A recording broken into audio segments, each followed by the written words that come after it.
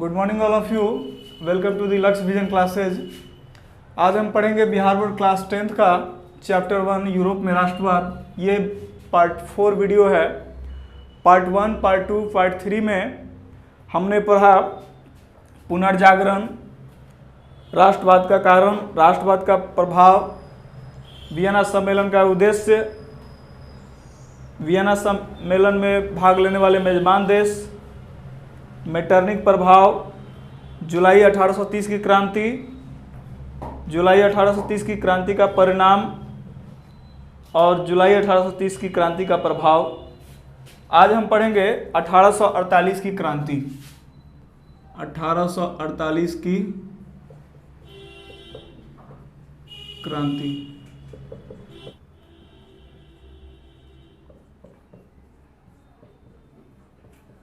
उदारवादी,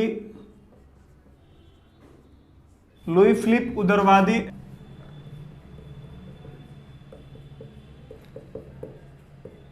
इसने स्वर्णिम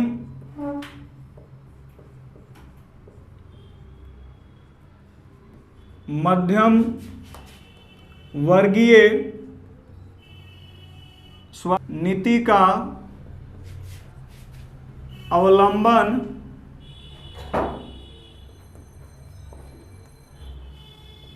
अवलंबन करते हुए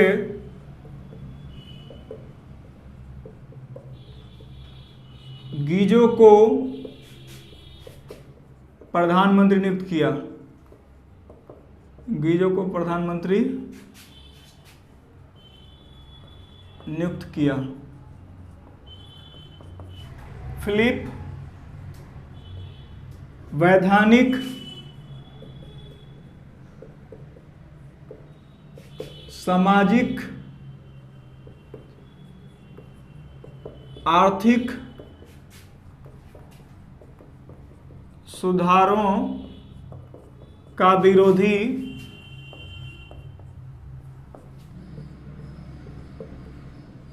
पूंजीपति वर्ग का हितैषी था। पूंजीपति वर्ग का हितैषी था। फिलिप के शासन का कार्यों में अभिरुचि एवं सुधारात्मक कार्यक्रम के अभाव के कारण इसके शासन काल में भूखमरी एवं बेरोजगारी व्याप्त होने लगी। गीजो एवं फिलिप के विरोध में सुधारवादियों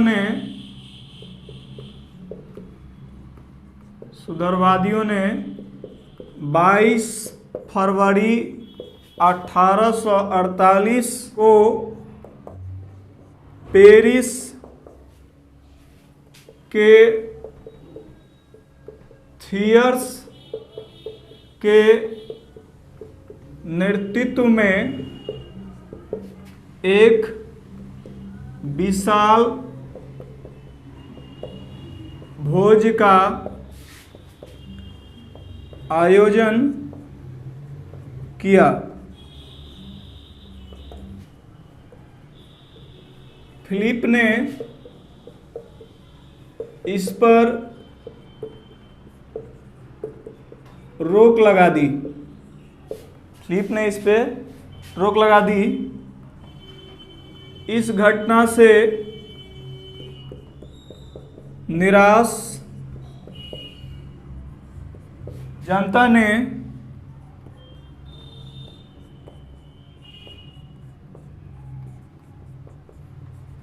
पेरिस में जगह जगह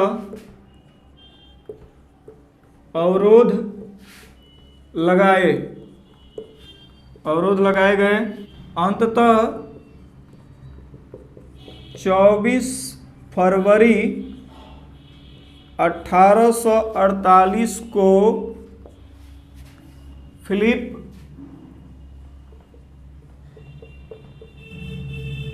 गद्दी त्याग कर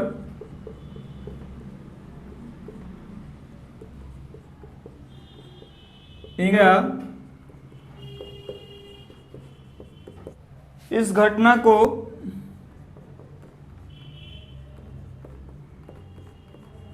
1848 की फ्रांसीसी क्रांति के नाम से जाना जाता है। तो हम समझेंगे 1848 की क्रांति। 1848 की क्रांति के समय लुई फिलिप शासक था।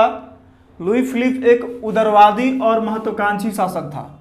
उदारवादी मतलब होता है ऐसा शासक जो कि चाहता है कि समाज में या शासन काल में सुधार हो, और महत्वाकांक्षी मतलब कुछ नया करने वाला, अच्छा करने वाले शासक महत्वाकांक्षी होते हैं। लुई फिलिप ने स्वर्णिम मध्यवर्गीय नीति का अवलंबन करते हुए गीजो को प्रधानमंत्री नियुक्त किया। किसको? इसने स्वर्णिम मध्यवर्गीय नीति का अवलंबन करते हुए गीजो को प्रधानमंत्री नियुक्त किया। फिलिप वैधानिक, सामाजिक, आर्थिक सुधारों का विरोधी एवं पूंजीपति वर्ग का हितैषी था। मतलब जो है फिलिप जो है किसी भी प्रकार का न तो वैधानिक, सामाजिक, आर्थिक किसी भी प्रकार का सुधार नहीं चाहता था, और ये सिर्फ पूंजीपति वर्ग का ही हितैषी था। यानी जिस वर्ग से इसको ज़्यादा फायदा होता था उसी वर्ग का यह हितैषी था। फिलिप के शासन कार्यों में जो है बहुत ही कम अभिरुचि थी, और इसी कारण इसके शासनकाल में सुधारात्मक कार्यक्रम का बिल्कुल ही अभाव था, और अभाव के कारण शासनकाल में भुखमरी एवं बेरोजगारी व्याप्त होने लगी। इन सारी घटनाओं के कारण गीजो और फिलिप के जो है काफ़ी ज़्यादा विरोध होने लगी।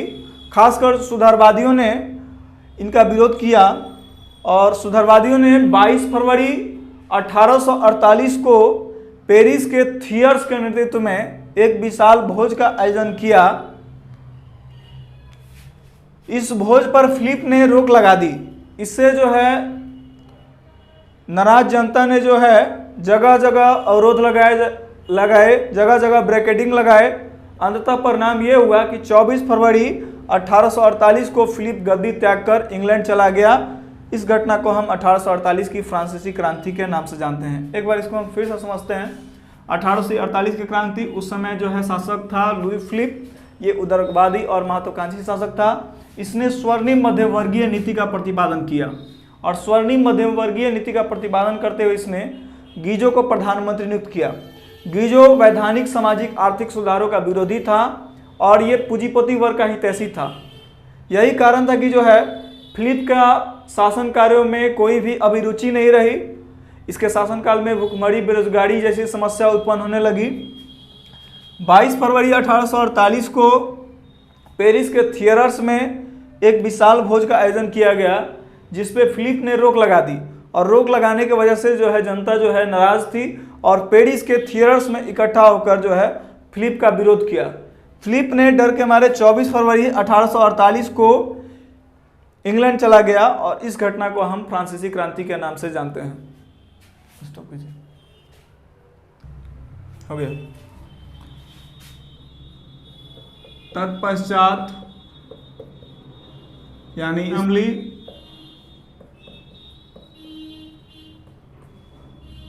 नेशनल असेंबली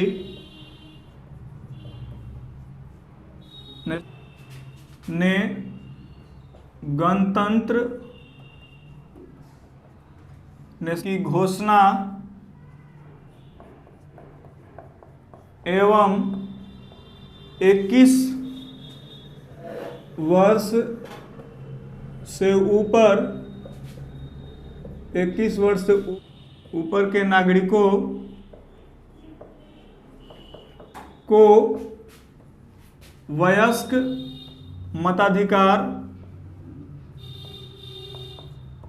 मताधिकार एवं काम की गारंटी प्रदान की। अब हम समझेंगे इसका परिणाम।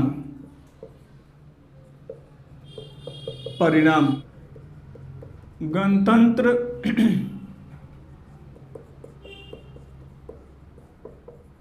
वादियों का नेता लामार्टिन एवं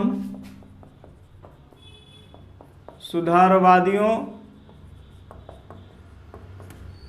का नेता में लुई बला में मतभेद हो गया और लुई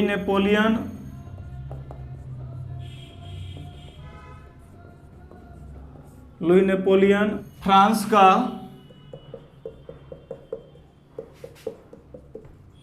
सम्राट बना। लुई नेपोलियन फ्रांस का सम्राट बना। प्रभाव।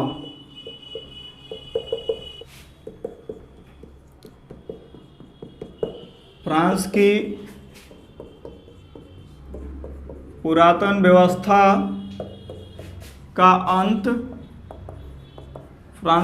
व्यवस्था का अंत।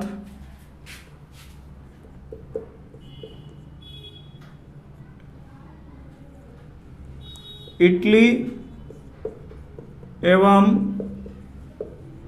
Germany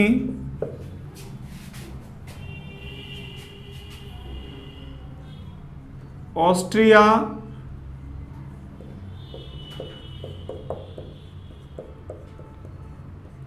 Holland Switzerland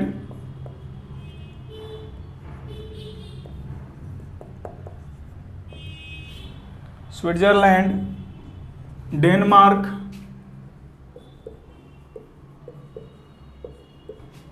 Spain Poland Ireland तथा इंग्लैंड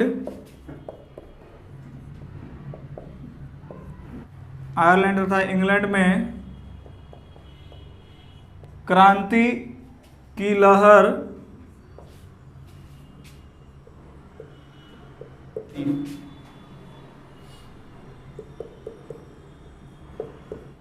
इटली तथा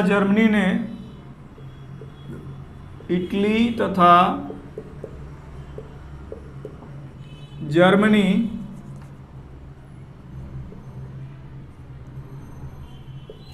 ने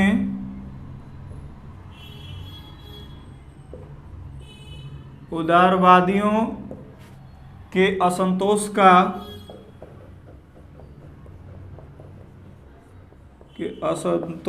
का फायदा उठाया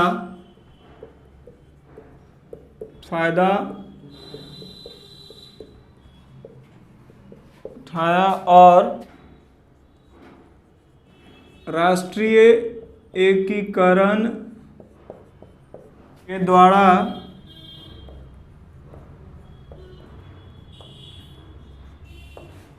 राष्ट्र पर आधारित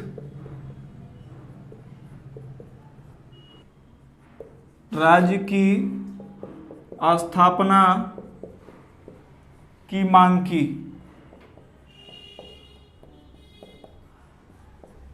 जो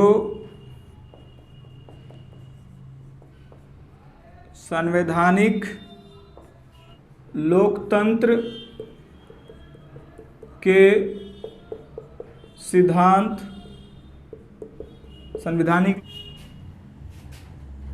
पर आधारित था। 1848 की क्रांति के बाद नेशनल असेंबली ने गणतंत्र की घोषणा की।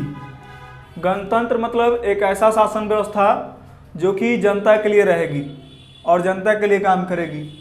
तो वहाँ की नेशनल असेंबली ने गणतंत्र की घोषणा की और 21 वर्ष से ऊपर के नागरिकों को वयस्क मताधिकार दिया गया एवं काम की गारंटी दी गई।